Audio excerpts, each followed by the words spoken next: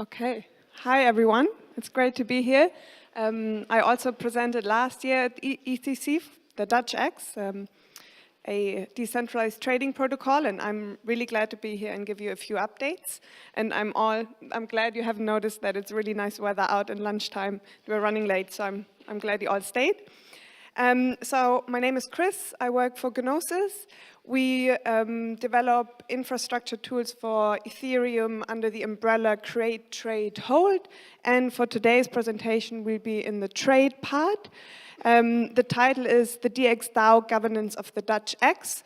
So I've split this into two parts. On the first part, I would like to tell you a little bit more about the motivation and the mechanism of the Dutch X, and then why it needs a DAO to govern, and then what the Dx Dow is about, and how you might want to participate, or could participate if you wanted to. So it's basically split in two. Who here has heard of the Dutch X before? Oh, great. So it's a little bit of a refresher and a few new things going ahead. So what is the Dutch X? It's a trading protocol, a decentralized trading protocol for ERC20 tokens, which is based on an auction mechanism, more specifically on the Dutch auction mechanism. So what's different? It's not order book based. Most of centralized and decentralized exchanges out there are order book based. So we've gone with a completely different model for this version. And to understand why, I will also really briefly go into what the order book model looks like. So in an order book model, you have your bids and your ask basically placed as limit orders in an order book, meaning what they're willing, how much they're willing to buy for and how much they're willing to be bought from, basically, and it's populated into an order book.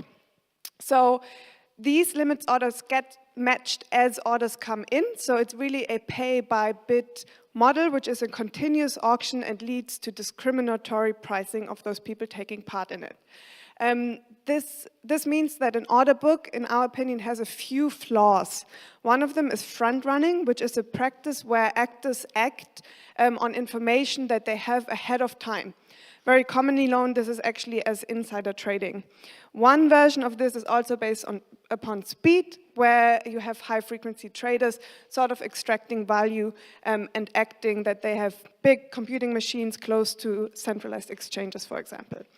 What can also happen is you can have something known as overlapping order books, which is basically if these two sides of the order book kind of overlap and there's no automatic matching of orders, this can lead for people to exploit arbitrage opportunities.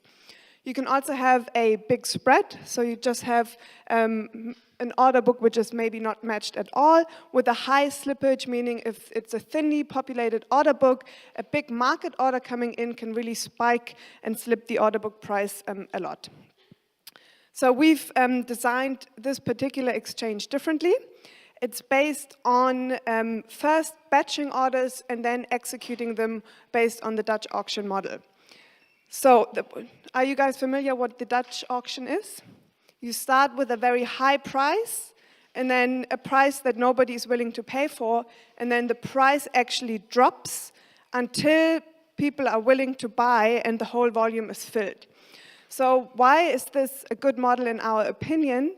The reason for this is that those bidders are actually incentivized to reveal their true willingness to pay. So they're not really masking their bids in either direction to have a sort of payoff, and this is because everybody pays the last final price when the auction clears and not the price that they are bidding at. So if they were participating later, they fear of missing out in the auction. If they participate earlier on and the auction closes, they might have paid too much than that they were actually willing to pay.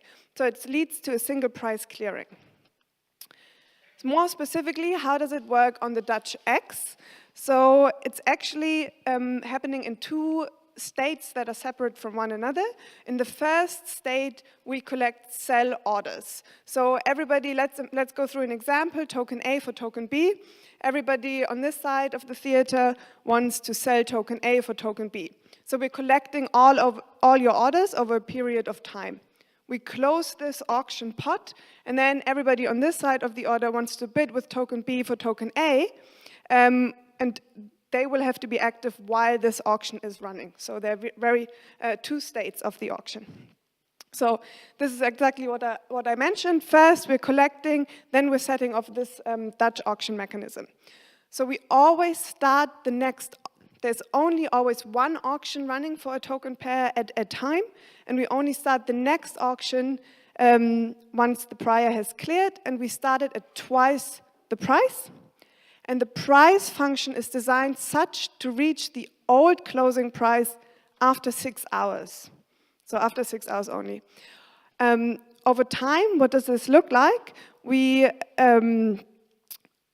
batch the sell orders, we kick off the auction finishes, payouts are made, and the whole circle starts over again in time. And all token pairs run independently from one another. So let's go a little bit deeper. What are some of the incentives that we've designed inherently into the protocol? So one really cool thing here is that we don't really extract value from the protocol. So let's look at this specifically. We levy something that is called liquidity contribution, and we haven't called it fees, though most people would compare it to fees on an exchange, but it's really not. So what we do is we take, the protocol takes between 0.1 and 0.5% of every trader's trade and allocates it to the next running auction as an extra sell volume. Okay, so it's being redistributed within the ecosystem. This means that there is at least some liquidity for the next auction to run, and also it gives incentives for continuous use, and as we see now, it actually benefits high volume traders. So it's a little bit of a redistribution between different types of traders. How you can reduce your liquidity contribution is by actually trading. So we have an inherent token, which is called the Magnolia token, which is minted for every Ether worth of trade executed on the Dutch X protocol. The more you trade, the more Magnolia you generate for your own use, the lower your liquidity contribution. So your liquidity contribution might be lower than somebody else's, effectively redistributing to somebody who is a high volume trader. And we do this because an exchange sort of lives by having liquidity on it, so we need to give benefit to some of the actors on the exchange. Also important to note, it is actually only certain types of tokens that generate this Magnolia. They're called the whitelisted tokens, and this is just merely due to the fact that there shouldn't be just a random token added, which is really not being used only for the purpose of generating Magnolia. On a side note, OWL is the token that is generated by having GNO token, the Gnosis token, which allows OWL holders to actually settle part of these liquidity contribution in OWL. This is optional, and the OWL use don't go to any party. They're actually burned and taken out of the thing, but this is an optional thing in the ecosystem. So a common question is now, is it better than other decentralized exchanges? Obviously, we think so that it might have some advantages, but for sure, it's also very different. So let's go into some of the advantages that this particular model has. There is one clearing price at the end of the auction for everyone. So everybody pays the same price, and there's no scope for front running. Also not by any miners, for example, because the price function is decreasing so slowly that there are many blocks mined for each price point. We also think that it's particularly suited for low liquid tokens because there's such a long batching period, whereas if you have the order book based model, you really have a thinly populated order book, and which also leads to price spikes when the order book is sort of gone through with a large market order. So it is for sure also less volatile. Also due to the fact that we only reach a price point approximately every 6 hours when an auction clears. One could also argue that it might be very suitable for some types of over-the-counter trades, because many over-the-counter trades want to have large orders for low liquid tokens, which is exactly what you argue that the Dutch X is a suitable mechanism for. We also do believe that it is much fairer price-finding mechanisms. I explained before why it's really good for the bidders, because they have an incentive to reveal their true willingness to pay, which is sort of the only strategy that they need to go with. And this has an upward price pressures for actually sellers. Also, we don't really extract anything from this ecosystem, and it's being redistributed within the protocol. We've been struggling with two things so far. One of them is this mechanism is slow. So it takes some time for the auction to clear, and this is not what people expect when they use an exchange. They really want instant liquidity, which is given for a bidder. A bidder can actually extract immediately. This is actually nice to note. However, the bidder needs to be active at the right moment in time, right? When the price reflects their willingness to pay, and then they get this at a minimum or more when it closes later on. However, they also need, it's like time sensitive. Something else we've been struggling with is that it is sort of a new mechanism which requires a lot of education. So far, the most commonly used exchanges are actually centralized exchanges, not even decentralized exchanges, and now we're trying to introduce something yet entirely new, so we've been sort of struggling a little bit with this. So what else is so cool about this mechanism? For one, it's completely on-chain, and there are a few advantages that lead to us calling it an open protocol, and I'll just go into these few. When writing the smart contracts that govern the Dutch X, we really kept in mind to tailor it to the integration of other smart contracts. Nothing is kept off-chain. The matching happens on-chain. There's no need to sign any orders off-chain, and the only strategy really you need is also to deposit a token. It also provides a reliable on-chain price oracle, and we've created another one which is a median of the past 9 auctions, which is also purely on-chain. Another cool thing about this is there's no party in charge. So it's fully open source, and anyone can list any ERC20 token based on the same rules that are in the smart contracts. So this should incentivize developers to build on top, knowing that there's no central party in charge of just arbitrarily changing the rules. So now the question is, having explained why it's so cool and having also explained that it's a little bit difficult to get going and get in motion, who or what ensures the liquidity? So obviously the theory is it is the market itself that ensures this, and you've seen that there are some incentives built into the protocol, the mechanisms of the token economics that should ensure this. However, it's not that easy because it's a two-sided marketplace, and you need these critical network effects to actually kick off the auction to work fully as intended. So we've taken a few measures to kind of ensure that it's easy to take part. One of them is we've built a few interfaces that can be used, and also some graphical user interfaces I will mention in a minute.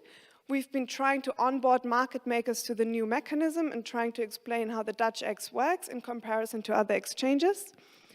We've also set in motion some large volume DAI auctions.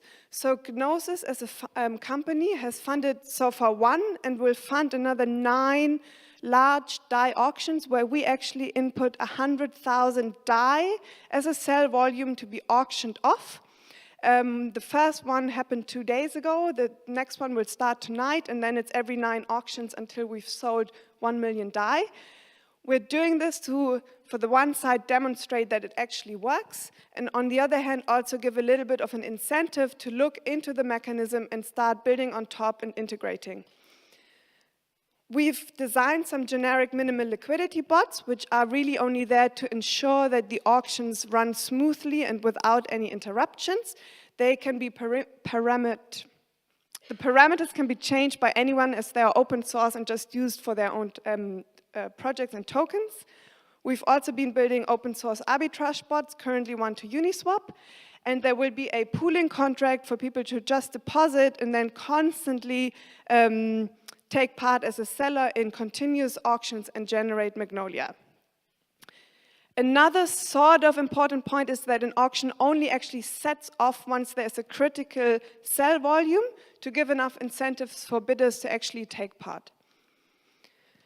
So which ERC20s are traded? Well, it's actually up to the community. As I mentioned before, anyone can add any tokens. So currently, there are only a few, I think, Dai, Maker, Omisago, Raiden, I think Kyber is listed. Right. So how does it work? How does listing tokens work? As I mentioned, it's permissionless and open. There is no central party deciding on what gets listed, and there is no delisting. We've created some developer guides. However, we have noticed it's still not that easy, even though we say it's really easy, anyone can do it. It's not that easy. So we really welcome any feedbacks regarding our documentation. There is no cost involved in listing. It's completely for free. Obviously, you would incur gas costs. The only requirement is to set off the very first auction with the wrapped ether pair and to fund it with 10,000 worth of ether or wrapped ether, which is then exchanged in the first auction. So it's just a liquidity. It's not really actually spent. And we do recommend token projects that list themselves to sort of ensure that the markets at least initially, run smoothly. So now you're wondering, how do I trade? So we've been live on mainnet for a while. These are the interfaces I mentioned before. Anything that's to do with the protocol layer called Dx, you can find on Read the Docs. You can find the command line interface guide, etc. There's a seller platform. So as I explained before, there are two sort of types of participants, the sellers and the bidders, and there are unique graphical user interfaces for each of them. One is called slow.trade, because good trades take time, and the other one is called FairDex, where you can participate as a bidder. Okay, so the Dx is meant to be a fully decentralized trading protocol. So there isn't just decentralized and centralized. There's really a scale of decentralization. So what most decentralized exchanges actually are they're non-custodial exchanges. The Dx is also one of them. We don't hold any funds from the users. It's also a pure on-chain mechanism where anything from orders to matching them happens on-chain. And to really kind of go further in that goal to be fully decentralized, the next step is to hand over the governance of the Dx to the Dx Dao, which is a decentralized autonomous organization. And this is actually the second part of the presentation, but first let's go into detail why we need a DAO to actually govern something that is already on the blockchain. So we think one of the core value propositions of the Dx is that it's a global liquidity pool, meaning that whoever builds on top, who creates interfaces, who builds other smart contracts interacting with it, anything actually taps into the same protocol. So if you would like to do a protocol upgrade, we've designed the smart contract architecture that's possible with a proxy pattern, where you can upgrade the master logic, the logic of the contract, without losing any of the auction history or past data or the liquidity, or hopefully anyone who has built on top. You could have gone another way and said an alternative to this would be to redeploy the smart contracts every time you release a new protocol. But this would then risk splitting the liquidity because everybody would have to integrate again with the new smart contracts. And protocol upgrades are actually quite important. They might happen for technology reasons, but they could also just mean that you need to adapt to regulatory requirements. Another thing on the Dx, particularly in comparison to others, is that some parameters might need more frequent changing. And just to name one, it's the whitelist. So those tokens that generate the Magnolia token, there might be more that need to be added to this list, and somebody needs to decide upon this. Which tokens gets added and are legitimate to generate Magnolia? So who gets to decide this? It shouldn't be a central party, and it shouldn't be Gnosis or anyone. It should be somebody who can be trusted by the users of the exchange. So this is really where now the Dx Dao enters, and we call it a bold experiment in the future of human coordination with the goal of making better and decentralized decisions. So when I go through the next part of the presentation, please do keep in mind that it's at this point, it is an experiment that we're talking about. So who of you has heard of the Dx Dao before? Okay, quite a few. Cool. So what's a DAO again? It's a decentralized autonomous organization for which the rule set is actually fully hard-coded into smart contracts. So it's a new governance structure based off proposals and voting, and then an execution of a result which is predefined in the smart contracts. Why are DAOs so important? Well, they enable decentralized coordination at large scale, and they are really needed to have decentralization at every layer of the stack. What's the Dx Dao? The Dx Dao is meant to be community-owned, meaning that hopefully a lot of the community participates in it. We are making it really easy to take part. There's no pre-allocation of the voting rights. We'll go into that into detail in a little bit. We also think that it's potentially capable of growing beyond the Dutch X, and I'll explain in a minute why. But what could a DAO do for the Dutch X other than change parameters in the protocol? It could, for example, change the incentive mechanisms. It could fund further open source development. It could incentivize liquidity contribution. So essentially, it could do a lot of things. It's all powered by DAO Stack, so it's using the DAO Stack holographic consensus framework for this. So the Dx Dao beyond the Dutch X, so we have the working theory that the Dx Dao would solve some problems that the Dutch X faces, which could also be really helpful for decentralized finance applications.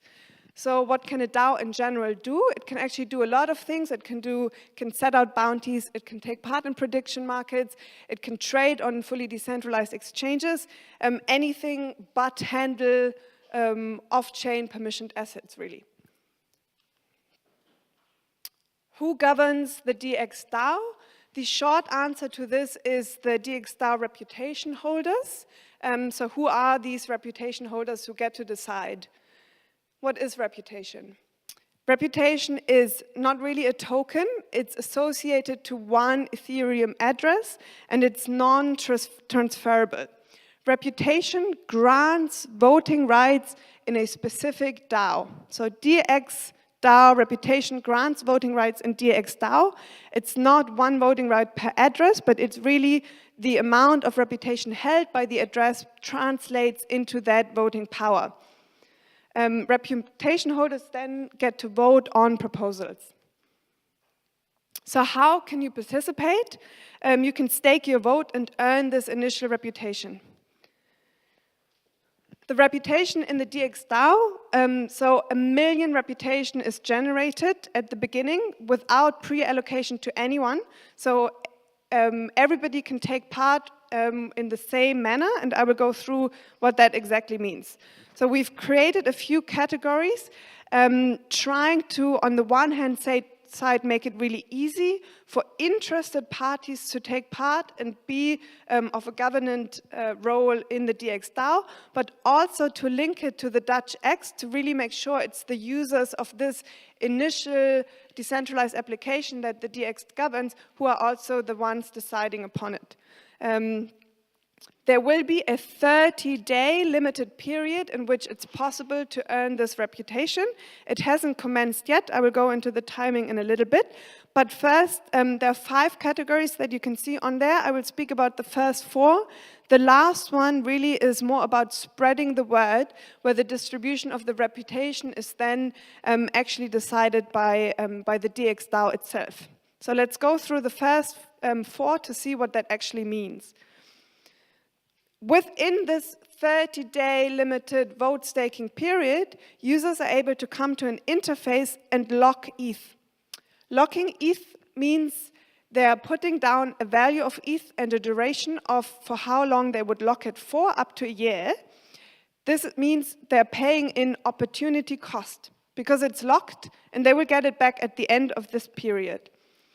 We are distributing within this category a fixed absolute amount of 80,000 reputation, which everybody who takes part in this particular category will get a share of depending on how large their reputation score is, which is calculated by the duration and the amount of Ether locked. Locking an ERC20 token actually works in exactly the same manner. We've allocated 300,000 reputation of the 1 million for this particular category. There's one more thing, because to make it comparable how much of Omisago you've staked versus GNO, we calculate the Ether price of this. For this, we need a price feed. We take the price feed actually from the Dutch X, so you see we're going a little bit in a circle here. And for this, it needs to be whitelisted and traded on the Dutch X to be a lockable token. The third category is registering Magnolia. We are allocating half of all of this particular to the users of the Dutch X who would like to take part in this. It's 500,000. It's a little bit different than the other two categories because you don't need to move actually your token. You're just registering your account to be then eligible to receive reputation based on the amount that you hold in Magnolia at the end of the 30-day period. Gen is the native DAO stack token, and a DAO to function actually needs some funding. So the DAO itself will later need to decide on how it will earn money, for example, by levying something from the liquidity contribution of the Dutch X, or whatever model they're going with. But at first, they also need some kind of funding to set them off and to kick them off. So there's a possibility to buy reputation by bidding Gen token. There are 10 auctions throughout this 30-day period, each lasting 3 days. And essentially within the auction itself, the reputation, the 10,000 reputation allocated in this auction goes as a percentage to people who took part with the Gen. The funding then goes to the Dx Dao, so it's not returned to the people, it's more a buying of reputation for Gen. So this is a little picture on how sort of the reputation is distributed. On a larger scale, we went through all of them, so this is not new at this point. So when thinking about this period, a few things to keep in mind. Each of the categories is separate in the sense of there's an absolute amount of reputation allocated to the category, and you're in competition with people who take part in the same category. You can take part as often as you'd like during the 30-day period. Obviously, for registering Magnolia, you only have to do this once. The reputation is then accumulated across all the categories that you took part in. This is currently a landing page, but it will later link you to the interface that you can actually take part in. And some people have asked me, well, how is then reputation distributed after this period? So there's one mechanism inherent into the DAO stack framework, which is for successful proposals, the DAO mints new reputation. However, the Dx Dao is then free to decide, it will live on its own basically, and is free to decide on how they would like to further distribute voting rights. What happens after the vote staking period? So this is a finite period of 30 days. The Dx Dao goes live, and this is where the full community governance will actually commence. It's relatively easy because the DAO stack team has developed an interface called Alchemy Earth, for which it's possible to take part in their framework, which is submitting a proposal, voting on a proposal, boosting a proposal, so the entire, it's easy for users to participate within this interface. So I just want to go whole circle because I've split the presentation in two. I just want to tell you again how it all fits together now. It's a little bit overwhelming at first, but let's go through this together. So let's move from left to right on this one. Let's see, do I have a pointer? Okay, maybe not. The Dutch X, decentralized trading protocol, you trade on the Dutch X, you generate Magnolia.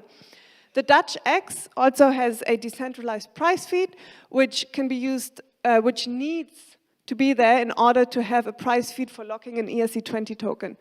You can also register Magnolia. The middle part is really what is the vote staking period, which is only there for 30 days, and after that, it'll go away. It generates the initial reputation, which gives you the right to vote in the Dx Dao.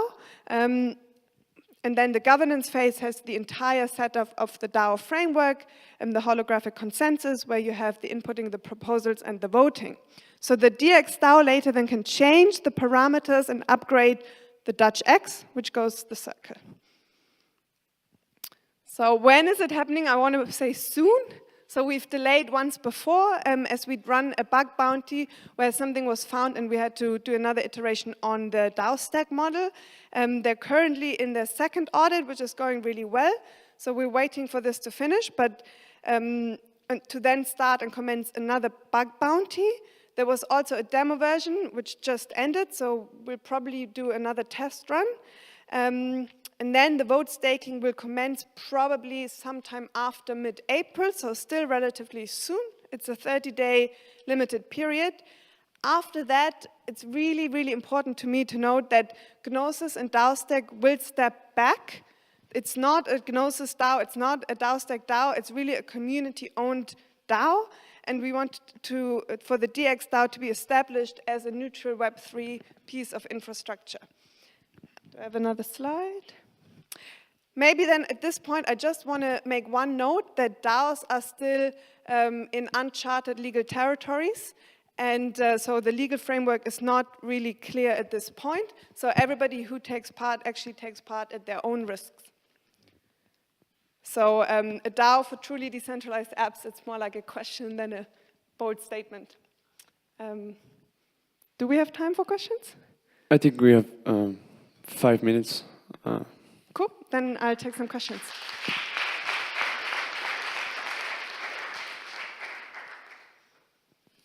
If there are any.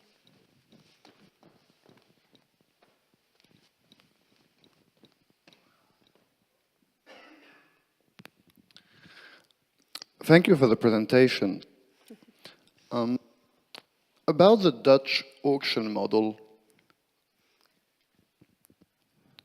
I've been looking actually forward to see teams using that model to run their token sales.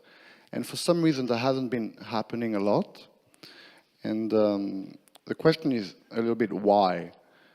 And I guess part of the answer could be that it carries a bit of a reputational risk. Because taking, for example, the Gnosis auction, some people said that the auction kind of played up to people's worst instincts of fear of missing out. And it could be said that it ended up in an overvaluation. I don't know if it did. I'm making that argument, but that could have been, you know, one of the things that puts teams off from running this kind of auctions. The second is also that there's also the risk of concentrating the ownership with so-called whales, maybe reducing the potential number of, you know, of people that own the token, and then those token holders, you know, they can become your developers, your evangelists, and so on and so forth. And maybe I can answer a few of sure, those and I'm already, done. I'm just going to finish up. And so, which ways would a team that wishes to run a Dutch auction, you know, how could they mitigate this kind of potential pitfalls and downsides of this model? Thank you. Okay, sure. Maybe I'll answer this in two parts. The first one I'll apply to the Dutch X model. So this is not really suitable for ICOs because the token would have been already created, and then it helps decentralized listing and actually making it more diverse and spread by being on an exchange than rather being accumulated on maybe one centralized exchange where it's listed. So it actually kind of goes the other way from the point that you were making. And the other point that you pinpointed at in the ICOs, the fear of missing out, for the Dutch X, the two user groups, you have the sellers and the bidders. We actually argue that the sellers are typically people who don't know what price perception they should have and what they should expect. And with the economics working of the model, they should get a fair price. So sellers are only required to deposit, whereas I sort of agree with you, as a bidder, you need to have a certain price point in mind. So you need to be educated at what point it makes sense to bid. So what can happen if you're an uneducated bidder and you bid too early above the price point that you're actually willing to pay and the auction closes, you will have overpaid. So it is important to educate a bidder to not do that, but only participate at the right moment in time. But this is a risk definitely that an uneducated bidder might overpay. So there was a team who built a bidder interface, and we actually asked them to implement a warning, a red sign. So fairdex.net is live on mainnet. You can try it out. But if you are overpaying by, I think, 10% of the last closing price, it pops up a red message saying, are you sure you want to participate? So this is kind of how we try to mitigate that risk. Does that answer your question? Cool. All right, we're running out of time. Okay. Let's go for lunch, I think, and we'll get back there in 30 minutes. Cool. Thank you. Thanks, guys.